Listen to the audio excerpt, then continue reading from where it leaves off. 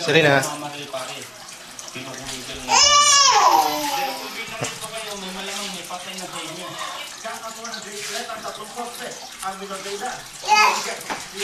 Rice?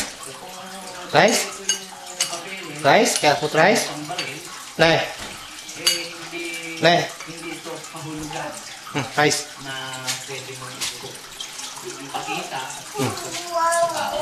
Ito po ng balita mula sa Maynila. Marvin Magdao. Subukan naman niya kung pagkayaran isang bus marami itong sumalpok sa poste ng MRT sa EDSA Mandaluyong. Serena, Amira, no, don't throw. Ang report mula kay Emil Sumang.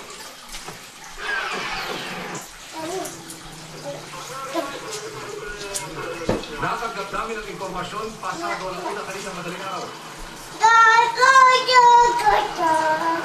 Sa poste ng MRT sa laban ng EDSA, bumangga ang pambayang bus ng Superlines Incorporated. Wasak ang mukha nito.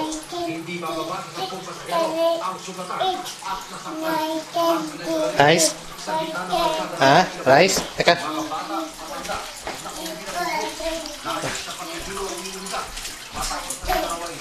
Rice?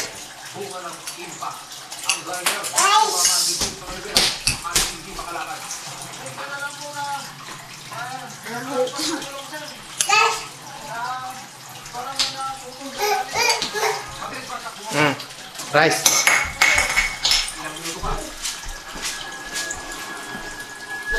Dumating na ang rescue team. Unang sinulong sa pag-abutan ng driver at ang mga sugatang pasahero. Galing daw ang bus sa Kapalonga, Kapalites Norte, at nakalagyan sa Cubao ng magana. Inaasahan.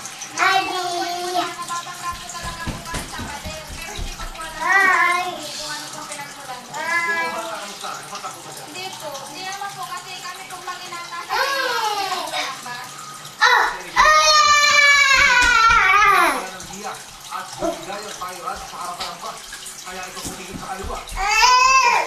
Bumangga.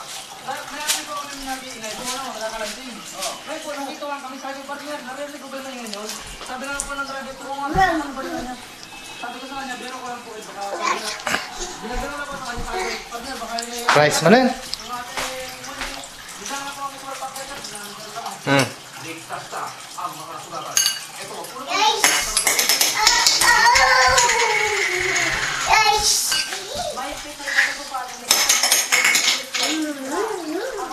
Serena na rice.